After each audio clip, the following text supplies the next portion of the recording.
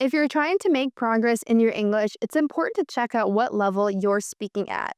In today's lesson, I'll help you figure out what level you're speaking at and what level of phrases you are learning by categorizing 23 phrases into my English levels. Today, we're going to be going over phrases that are elementary level, intermediate advanced, advanced English, fluent, and of course, master level English. Let's see where you're at based on these phrases.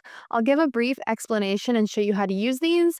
And these are just some of the most popular phrases that you'll find taught online. So let's get started. Let's start off with a quick explanation of 4 really common phrases that are taught at the elementary level of English. So this is a level of English that maybe you learned in the classroom, and these are the phrases that you can start using right away in your English speaking, even if you're not feeling confident. So the first phrase is, how's it going? How's it going? This is what we teach English speakers to use at the beginning of a conversation, especially in a more informal conversation. Maybe you're getting more fluent in your speaking now and you're working on your accent, so it sounds more like, how's it going? How's it going? Than rather than, how is it going? How's it going? How's it going? The next phrase is pretty similar. It's a nice slang phrase that we teach in the elementary level. It's, what's up? What's up? It's the same as saying hi or how's it going? Hey, what's up? What's up? What's up? I'm sure you know those 2 phrases. The next idiom is something that we teach new English learners, especially if they want to say, I'm listening. Go ahead and tell your story. It's a really nice idiom that means this. It's, I'm all ears. Hey, can I tell you my story? Yes, I'm all ears. It means I'm ready to listen. It's a great idiom. I'm all ears. Finally, another great alternative phrase that even elementary English speakers can say is hang in there. If you want to say that someone is, they should trying to encourage them and you're trying to say something kind, even though the person is maybe complaining or saying they're having a tough time, you can say hang in there. Hang in there. So those 4 elementary phrases are pretty basic, and I'm sure you already knew them. Let's move on to intermediate. I have a feeling if you're watching this video, you might be at the intermediate or intermediate advanced level. Let's check with these idioms and phrases that I'm sure you've already learned, or maybe you've heard in conversation and you're pretty sure about the meaning. The first is one of the most common idioms that seems to be taught at the intermediate level. If you want to say good luck to someone, the idiom that you would never guess until you know it is break a leg. So oftentimes if someone is about to go on stage and give a performance, instead of saying good luck, we say break a leg. And you can say this not only if someone's going on stage, just in any sort of performance, or if they're about to start any sort of challenge, just to say good luck, we say break a leg. So maybe you've learned this phrase, but maybe it's new to you as well. Break a leg. Yeah, break a leg. Another one of those phrases that is taught so frequently by English teachers like myself, just as a good alternative that English speakers use all the time, is instead of saying, we're going home, we're finished with our work, we say we're going to call it a day. So this is kind of like an idiom because you wouldn't guess at first that this is what we mean.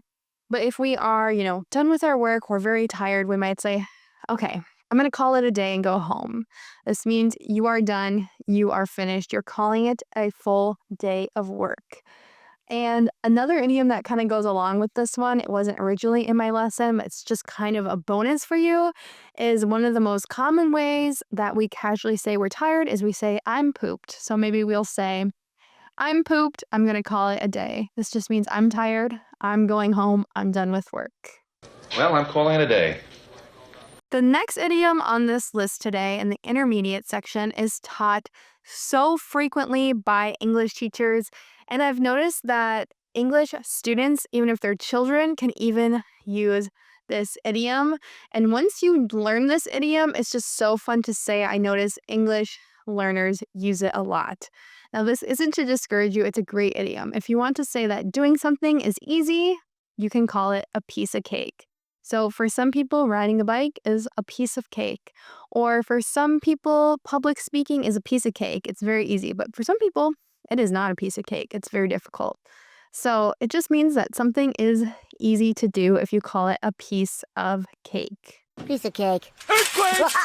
Now, finally, you've probably learned that in English, instead of saying I'm a little sick, English speakers will use the idiom I'm under the weather. And again, this is a pretty easy one to start to use as an alternative while you're speaking English. I use it myself. If I feel like I have, just a minor sore throat, or I'm getting stuffed up like I'm going to get a cold, or I'm just kind of tired, I might say I'm a bit under the weather. I'm under the weather.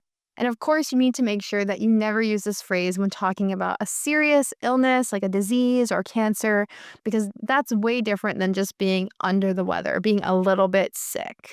Now, if you have mastered all these phrases in the intermediate level, let's move on to advanced intermediate English. If you haven't quite mastered all these phrases, that's okay. It's good to also challenge yourself.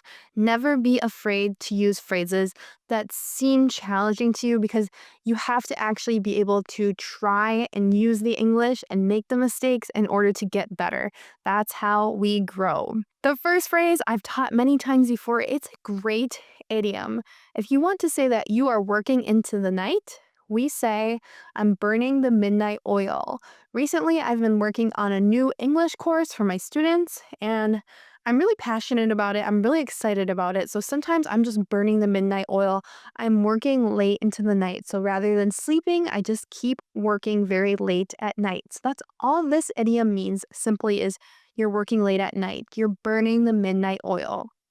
Work has been difficult lately. I've just been burning the midnight oil. This just means you've been working long, late hours. Wow, Ben. Burning the midnight oil. You know me, sir.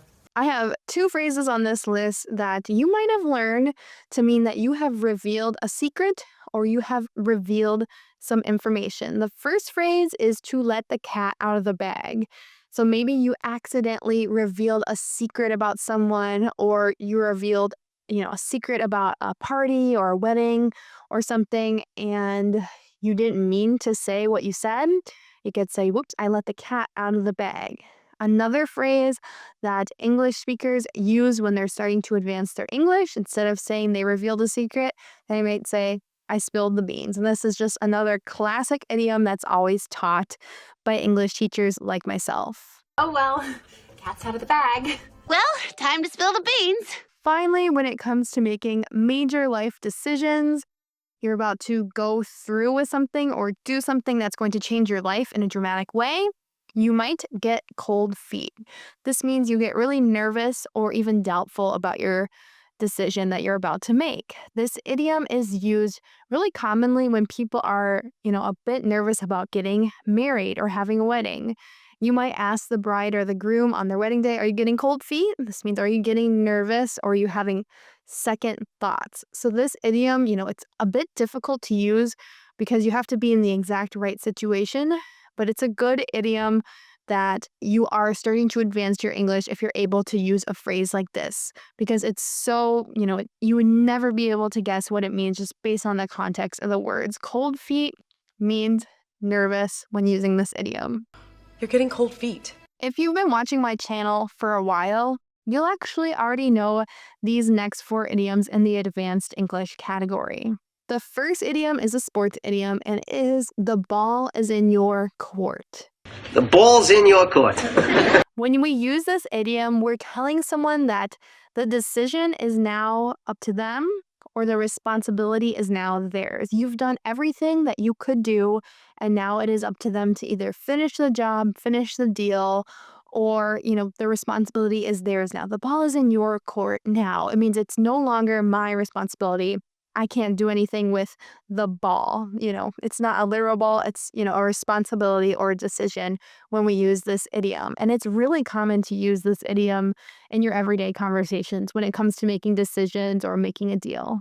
When you are saying someone is correct in English, there are so many ways to say it.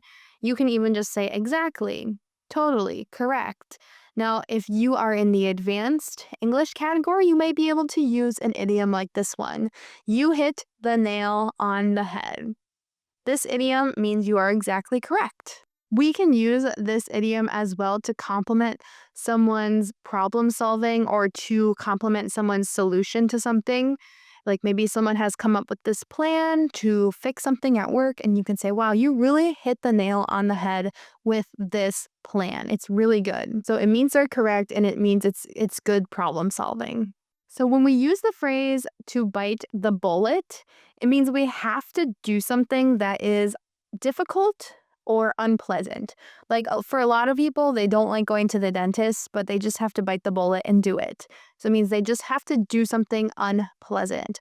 Oftentimes, we use this phrase when we're talking about doing something that's just unavoidable. We know it's good for us, so we have to do it. Like going to the dentist or going to the doctor or paying your taxes here in the United States. You just have to bite the bullet and do it because it's just a part of normal life and it's good for us. Go. Bite the bullet. Instead of saying that you are giving up on something, maybe it's a challenge or something just personal that you were trying to do, you can say you're going to throw in the towel. I'm just going to throw in the towel. This isn't working. It means you are giving up. So we can use this literally in a competition with someone to mean that we're done, they win, we give up. Or if we were trying to solve a problem, we just personally can't do it anymore because we've tried everything, we're just throwing in the towel. The thing is, I'm not ready yet to throw in the towel. Okay, you might not feel like a fluent English speaker, but I promise you, you are able to still use the phrases that are in the fluent category today. I categorize these as fluent though because if you are at a high level of English, it is really natural and easy to use these phrases. Whereas if you're still learning, it might take some effort, but you can do it. Again, it's important to just challenge yourself because that's how we actually grow in our speaking and we just grow as a person in general while learning. So I'm not going to waste any more time. I'm going to cut to the chase. This phrase comes really natural to English speakers if they want to say, I'm going to stop wasting time and I'm going to start talking about what's important, or I'm going to do what task I have to do right now rather than procrastinating or delaying. Oftentimes, people don't want to talk about their money or their budget, and so they'll waste time and try not to talk about it, but they might say, okay, let's cut to the chase. We need to talk about our budget and how much we're spending. Cut to the chase? So this is used either in casual situations or like teaching, or if you're in a business or workplace conversation and you're ready to talk about the serious matter or what needs to be discussed. Another phrase that's just like this is to beat around the bush. I love teaching this phrase. I use it really naturally in my conversations as well. If you think that you are, talking about things that aren't really important, or you're kind of just rambling in order to have some small friendly talk, or you're just not ready to discuss a serious matter, you could say, oh, sorry, I'm just beating around the bush here. Let's cut to the chase. So you could use these two idioms together and it would actually be pretty natural. Sometimes if you can sense that someone is nervous to tell you something, maybe they think that they're going to disappoint you or make you angry, but you just want them to tell you anyway, you could say, stop beating around the bush, tell me what's wrong. Oftentimes, this idiom is relevant when speaking with American English speakers because we don't like to be direct. So sometimes whatever we say, you have to read between the lines. This phrase, to read between the lines, it means that you have to kind of interpret the meaning or you have to interpret the emotion just based on some small detail in what we're saying. It's not super direct. Instead of saying, I'm super angry at you or I'm really pissed off at you, they'll say, well, I'm kind of having a hard time understanding why you did this. So if you read between the lines and what I just said, I'm having a hard time, that probably means I'm angry or I'm disappointed or I'm even pissed off. Read between the lines, Theo. Now, if you're ready to learn some master phrases, get ready because these are good. These are really, really good idioms, guys, and they are going to challenge you, but you're going to be able to use these. I've taught them in my lessons here before, so if you've watched a ton of my channel or listened to a ton of my lessons here, you might actually already know these and you may be surprised. The first phrase is to pull out all the stops. So if you say, I'm going to pull out all the stops, it means you're going to try to impress someone with, a lot of big details that you're going to have. For instance, if you've ever been to a really expensive wedding, you will say they have pulled out all the stops at this wedding. Maybe they have fireworks, maybe they have a live band, maybe they have really fancy food. They've made all the efforts they can to make this wedding really fancy and really impressive. I've pulled out all the stops. This phrase, to pull out all the stops, it's used really frequently when we're talking about big events or big celebrations that are pretty impressive and extravagant. And, you're just surprised at how nice it is. They pulled out all the stops. It means nothing, no effort was spared. There's a lot of effort going into this event to make it nice. When I was in college, I took a lot of science classes, even though they were quite difficult for me. And I remember when I took biology, I passed by the skin of my teeth. This means I barely passed the class. Like, I was studying for these tests. I was literally like going over these flashcards again and again and again. I would study for a week in advance just to try to pass these tests. So, I wanted to do well, but I actually just passed by the skin of my teeth, which means I barely passed. So when you use this phrase, it means you were barely able to succeed or meet the limit. Sometimes if you just avoided danger, like you almost were in danger, you almost got attacked by an animal, but you ran away and closed the door, you can say, we got away by the skin of our teeth. You barely escaped a dangerous situation, or you barely succeeded in a difficult situation. We just escaped by the skin of our teeth. So to push the envelope, this phrase means you go beyond what is normally acceptable. A lot of times we use this phrase when we're talking about art or culture. Lady Gaga is someone who has always pushed the envelope. You can say envelope or envelope, by the way. Both pronunciations are common in American English. It just means she's always, pushed what was culturally normal in fashion or in music. And, she's done all these innovative and creative things that, what people at first were like, I don't know if I like this, or maybe they even thought it was bad or inappropriate at first, but she'll push the envelope a little bit and then she kind of makes it become more mainstream and acceptable by pushing the envelope. So that's what we mean when we use this phrase, to push the envelope, to try to, push the boundaries of what is normally acceptable. And of course, this phrase comes down to being, culturally aware of what's going on, and that can make it difficult to use as well. The final idiom in today's lesson, it's a bit tricky to use, so pay attention here. The phrase is to get the short end of the stick. So this means that you are either treated unfairly or you get a bad deal in a situation. Let's go over a couple examples here. So maybe you are at work and you have a project and you work really hard on it and you feel like you actually did most of the work, but your coworker kind of, takes credit for it and your boss is like, oh, good job to your coworker. You feel like you kind of got the short end of the stick here because you worked so hard, but you didn't get any of the credit. Another example is maybe you are going on vacation with some friends and you split the cost to rent a house. And when everyone arrives, they pick their room and you arrive last. And maybe you get the worst room in the house, even though you're paying the same amount as everyone else. Maybe you just get a small room or a room with no window, or everyone, gets a view of the ocean on the beach. And maybe you're in the basement of the house. You got the short end of the stick.